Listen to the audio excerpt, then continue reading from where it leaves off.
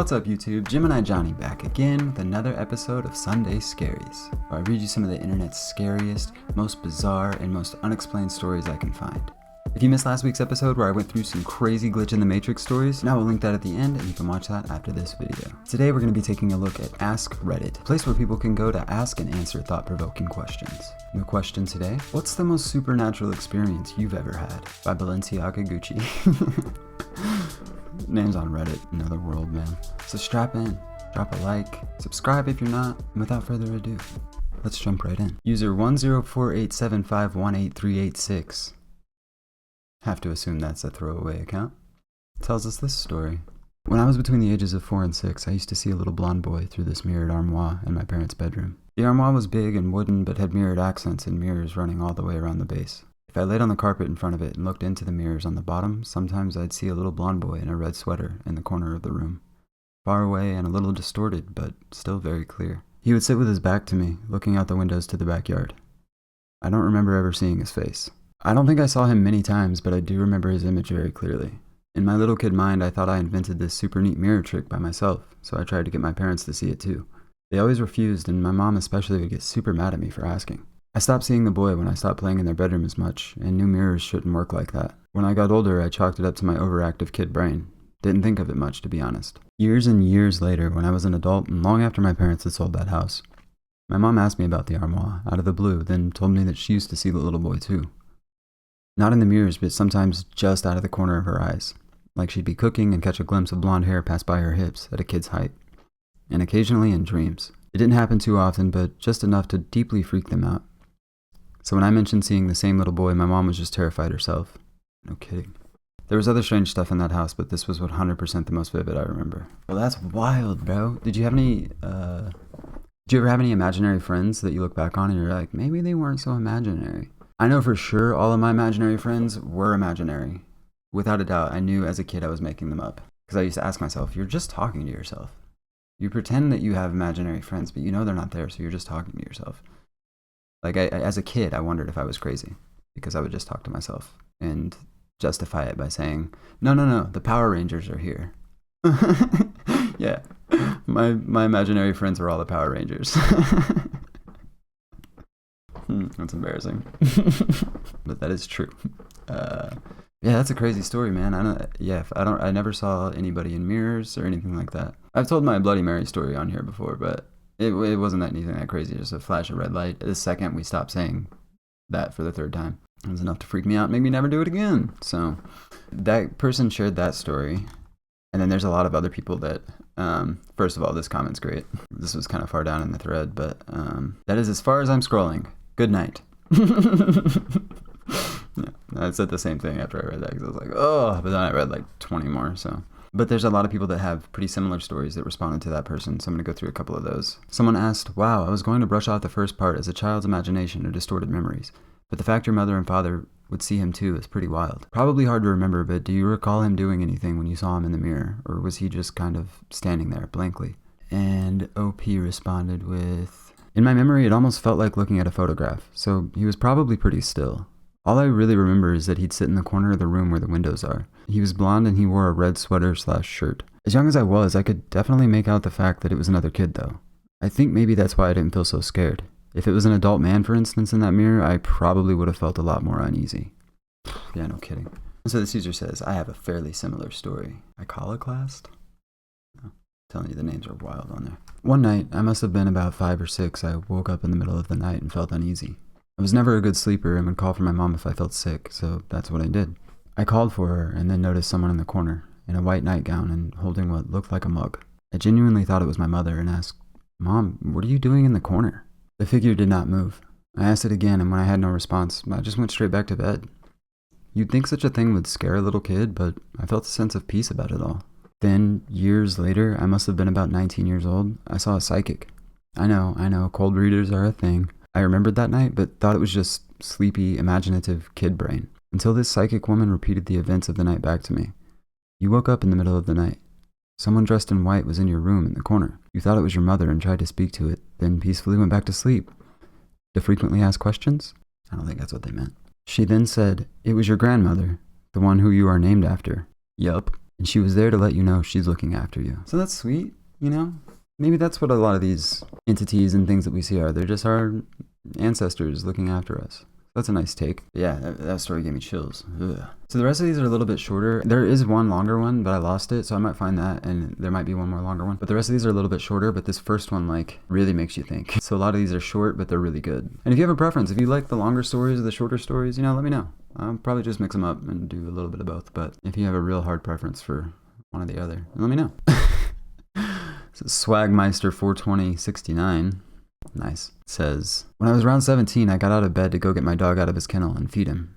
As I passed by one of the cabinets, a voice whispered in my ear, "Wake up." I could feel the breath and everything, and literally just froze for a few seconds, and ran upstairs telling myself, "What the F, what the F, what the F," repeatedly. It has messed me up to this day. I'd rather have heard absolutely anything else, because wake up just messes with you.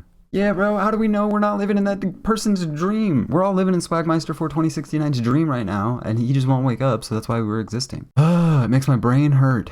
Can you imagine if you were just going about your day, and you just heard something? Wake up.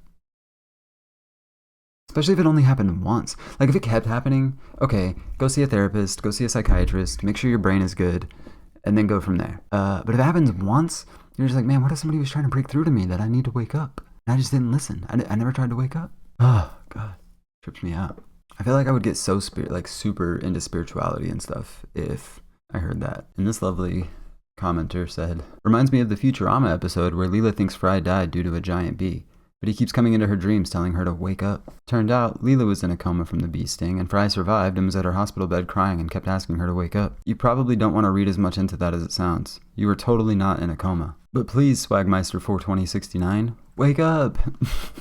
This one's from a deleted account, but it's pretty interesting. My remote once jumped off the TV by itself, the old school box type of television, when I was watching with my girlfriend. Didn't fall or slide off. We actually saw it take a leap as if somebody threw it. We both just sat there being really confused before even questioning it out loud. And I've heard in my real actual life, not reading on the internet, I've heard people with these types of stories. And again, not my stories to tell, so I won't be telling them here, but maybe they'll tell them sometime. But it's these types of stories that make me think that parallel universes are real, and that we're just living on top of one another, and they're on some plane of existence that we just can't comprehend. Sometimes they just mess with us. They be throwing stuff, turning the light switches on and off. It's probably like pranks to them to mess with like humans on the 3D plane.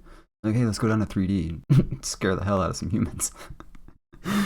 That'd be kind of cool, actually. I want to go to 4D. I want to see what 4D is like. I think it would probably melt your brain.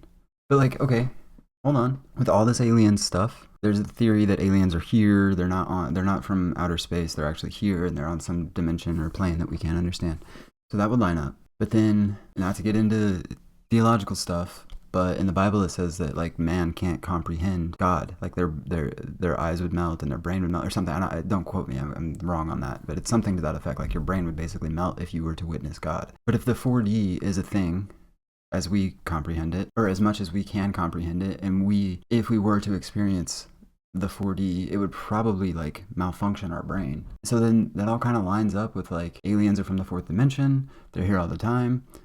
God was an alien that presented themselves to humans, and they're the ones who created us. I don't know, right? Yeah, see where I'm going with this? Like, if we can't comprehend the fourth dimension, then maybe it's something from the fourth dimension that created us and called itself God. And that wouldn't necessarily dispute any of the religious beliefs. It would just kind of alter them a little bit, right? Because it is a fun, how do, like, super religious people, how are they, I'm curious how they're working in, like, aliens and stuff into their religious beliefs. Because I'm of the basic belief that, like, no matter which religion you choose to follow, or if you choose not to follow one, if you're a good person in your experience on Earth, and you try to be good to people, and you try to help people, and try to make yourself valuable to the planet in some way, shape, or form, whether that's on a personal level or on a global level, I think as long as you're a good person overall, and you try to be good throughout your life, then you'll have a positive afterlife.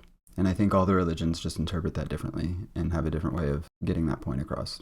And so in that sense, I don't think all religion or any religion is inherently bad. I think they all just have a different way of getting their stories across, or their morals of their stories across. Now, that also being said, I'm certainly not an expert, but, I've dabbled into different religious texts here and there and read most of the Bible. It's been a while, but read it when I was a kid. Here's a fun little experiment. I'm going to read you a piece of religious text, and I want you to tell me which religious text you think it is. I don't really know how this is going to work, because I'm going to tell you right after, but just tell me if you got it right. The hour comes suddenly. It is heralded by a shout, by a thunderclap, or by the blast of a trumpet. A cosmic upheaval then takes place. The mountains dissolve into dust, the seas boil up, the sun is darkened, the skies fall, and the sky is rolled up. God appears as judge, but his presence is hinted at rather than described. The central interest, of course, is in the gathering of all mankind before the judge. Human beings of all ages, restored to life, join the throng. To the scoffing objection of the unbelievers that former generations had been dead a long time and were now dust and moldering bones, the reply is that God is nevertheless able to restore them to life. So you might think that sounds like Revelations, and if you did, you're not wrong. It does sound a lot like Revelations, but that's from the Quran, about the Quranic view of the end of times. So, on one hand, yeah, I hope all the religions are wrong so that doesn't happen. But that could also, I also feel like that could be interpreted as like if the aliens decided to wipe us out, sounds a lot like that's what would happen. It'd probably feel like the world was upheaving itself and the seas would boil, the sun is darkened. Like they'd probably mess us up pretty good, And maybe they told us a few thousand years ago they were going to come back, and if we messed up, they were going to do that kind of stuff to us. Or yeah, maybe it was just God, some spiritual omnipotent being. But as we understand science more and more, wouldn't it be more likely that it's some fourth dimensional being or some parallel universe being that has like way more power than us and understands life and existence way more than we do? I don't know. I know I'm rambling and I'm going to get back to the stories here in a second, but that one got me off on a good tangent. So my point is, I've read, I've studied different religions just out of curiosity, and they all have pretty much the same basic message. Be good to your fellow humans, and if you're not, I'm going to come rain hell upon you. That's like pretty much what they all say, right? Yeah, I don't know. Obviously, I'm not a theologian, I'm not an expert, but in my like uneducated viewpoint and my little bit of research that I've done into each of them, it's kind of the gist I got. And, obviously there's going to be nuance and there's going to be a lot of differences within each, but like kind of the basic message is, yeah, just be good to people and you'll have a positive afterlife. So you got to wonder, as we look around the world around us, do you think all the religions are being good to people? I'm not specifying any religion here or anything. I think all of them have some work to do. And I think all of us as humans have work to do. Like, I think we need to be nicer to people and be more understanding. Stop being so judgmental. Let people live their lives, Never understood. There's so many people that are concerned with what others are doing. If you just like focus on yourself, make yourself better, make your life better, focus on making your life better, focus on, helping those around you, those that you know personally. Stop trying to impress people on the internet, which is, funny coming from me, the guy that's literally trying to make content creation my job. I know that's funny, but I don't feel like I'm trying to impress anyone. Like, I just press record, and don't get me wrong, there's a lot that goes into these videos. It's not like I'm just pressing record on my phone and then throwing the unedited video onto my channel or something. Some people do that, actually. It's pretty tight. What am I rambling about? Back to the point. What was my point? My point is, be nice to people. Stop worrying about what others are doing. Let them live their lives, as long as they're not, actively harming anyone in their pursuit of whatever they're trying to do. Let people live their lives. Who cares? I'll let you in on a little secret. Trying to change people usually doesn't work. People have to want to change for themselves. I'm not saying don't, make an attempt. If it's somebody that's close to you and they are making poor decisions, sure, try to help them. But at the end of the day, people are responsible for their own actions. And people are going to live their lives how they want to live their life. And you can try to guide them and help them, but at the end of the day, they're going to make their own decisions. So why would you worry about strangers and how they're living their lives? They're not going to care about your opinion. They're not going to care that you don't agree with the things that they do. So stop wasting your energy on that. I don't know. I feel like I'm preaching to the choir because I don't feel like my audience are the type of people that would be wasting their energy on that kind of thing. But, maybe other people will see it and it'll make them think about where they decide to place their energy into things, Because it's just so silly to, like, let yourself get worked up about others. Like, why are you stressing yourself out about what other people are doing? It's so beyond me. I've never understood that. Anyway, okay, I'm going to stop rambling. I've been going for, like, a long time. Verity push pram. I think that's how you say that. Sorry if I messed that up, Verity. Or whatever. January 1st, 2003. A stretch of road between two coastal towns in Australia. It was a dark and stormy night. No, really, it was. Driving along with my partner, I noticed a car coming up behind us traveling fast. It was a single-lane road, so we couldn't move over. I said to my partner, "This guy is in a hurry. Let him overtake you." My partner agreed, and he moved left as soon as there was an overtaking lane. The car pulled up beside us and then disappeared. There was nowhere it could have gone. We sat in silence for a few minutes, and I said, "Did you see that?" He said, "Yep."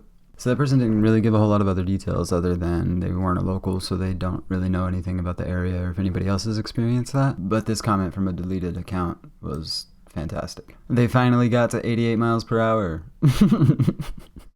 So that was weird. Ghost car in Australia. I don't think I have a lot of Australian subscribers, but if you're in Australia and you know anything about this ghost car, let me know, because that's wild. Could have been a glitch in the Matrix. Could have been a ghost car. Could have been collective psychosis. I don't know, but super interesting stuff. All right. This next one. Fair warning. There's a dog in this story, but the dog's okay. This guy's name is great. That pancreatitis guy. I didn't know there was one of you. I'm the appendicitis guy. Spent a week in the hospital, January of 2022. So I had a gangrenous appendix. Yeah, it was just a really bad stomach ache. And then 2 days of that, I was like, it's time to go. First place I went to a minor emergency, and they told me I had kidney stones. They were like, we're like 90% sure it's kidney stones, but go to the hospital just in case. And I went to the hospital, and they were like, oh, you need surgery right now. And they took me back to surgery right then. And then I spent a week in the hospital because my fever wouldn't go down. I don't recommend it. It sucks. Couldn't have any visitors. I was in there by myself. But I will say, the Dilaudid, that was a ride. I don't recommend it, but the hospital has a couple perks. That's all I'm gonna say. I had a dream my dog had gone to a distant corner of our heavily wooded backyard and dug a hole to get out, which was odd because he wasn't a digger. He was stuck on the other side of the chain link fence because the hole was at a steep angle and he couldn't squeeze back through. I lifted the fence up enough for him to get back through. The next day I got home and the yard was eerily quiet. He'd usually run up to greet me. I thought of the dream and walked straight to the corner where I found him waiting on the other side of the fence and let him in. Bro had a dream about how to rescue his dog the night before he had to rescue his dog. That's crazy. Somebody asked him, isn't this weird? Have you had other dreams like this? I have them from time to time, little glimpses of the future. That's so wild to me. People just have little dreams and then they come true. I can barely remember my dreams, much less have dreams that come true. It's crazy. But he responded and said that was the only dream he'd had like that. And it was so mundane in most respects, which makes it even stranger in a way. If I'd had some dream about the imminent death of a loved one, then maybe I could attach some spiritual significance to it. But this just seemed like a cosmic hiccup. Wild. Oh yeah, this one's good. So this user says, I saw my deceased ex-husband in my kitchen. What? I was watching TV in my living room in the middle of the day and kept hearing this sound, like someone was jiggling their change around. And it was loud, as if it were in the room with me. I paused my TV, yet the sound persisted. So I started to look around the room, and when I got to the kitchen, I saw him standing there. He was looking around as if taking stock of my apartment. Oh, and he was jiggling change in one hand while flipping a quarter in between his fingers with the other hand, something he did a lot when he was alive. He turned his head and saw me frozen, staring at him. The expression on his face was one I knew I would never forget. His eyes got huge, and he kind of tilted his head forward with the expression like, you can see me? I don't know how long we stared at each other, but I turned away when I started to hear my cat ripping up the effing carpet again in the other room. When I turned back to my ex, he was gone. It's worth noting that he had only been dead for a couple months too. Some Romanian women I worked with told me that the dead stick around for 3 months before crossing over. I don't know about all that, but I know without a shadow of a doubt what I saw that day. That's a crazy one. It can be hard enough to grieve and be trying to get over the loss of your husband, but then see him for a second and then also see the surprise on his face that you can see him. It would just make your mind run wild with what he must be going through.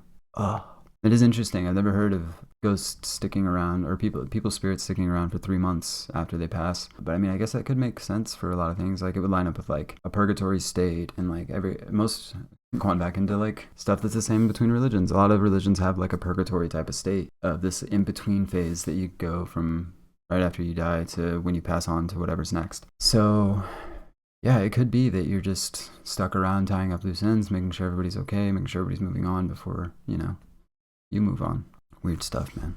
And one of the reasons I really like these Reddit things is there's nothing to gain. You can tell a crazy story or fake videos on TikTok or even Instagram and YouTube to a certain extent, but there's no incentive to go onto one of these Ask Reddit threads and lie about your story and make something up. I mean, I guess you can, I don't know, you can get upvotes, but people make up stuff just to get some upvotes. And also I didn't say her name, but her full name was on, that was her regular profile. It was not a throwaway or anything. So, she doesn't really have anything to lose, I don't think, other than sounding like she had a mental break during the grieving of her husband. If, I don't think that's what it was. I think she saw her husband's ghost. And I do wonder with the way she worded that, I saw my deceased ex-husband in my kitchen. I wonder if they were separated before he passed, because it also said that he was taking stock of her apartment. Maybe it's a new apartment, I don't know. So wild. There you have it, folks. That is another Sunday Scaries in the books. We did it, we done it. Doing it some more. If you enjoy this kind of content, you can check out the entire playlist of Sunday Scaries in the description below. You can also check out my reaction series. I do creepy TikToks, conspiracies, and join the channel for Member Mondays to get an extra video every week. Tuesdays, Thursdays, Sundays, and Mondays at 4:15 PST. Don't forget to drop a like, subscribe if you're not already, and leave a comment. Let me know how you're liking this series so far. Next week, I will be doing subscriber submitted scary stories. If you send in your story, I will get back to you. I just haven't read them yet because I would rather read them for the first time while I'm recording. So I will get back to you. And if you have a story you would like to submit to be used in a future Sunday Scaries video, and I'll put my email on the screen up here. I've got links to all my social medias in the description below, so you can send it to me anywhere, and I'll use it if you would like me to. Thank you for tuning in, and until next time, stay creepy.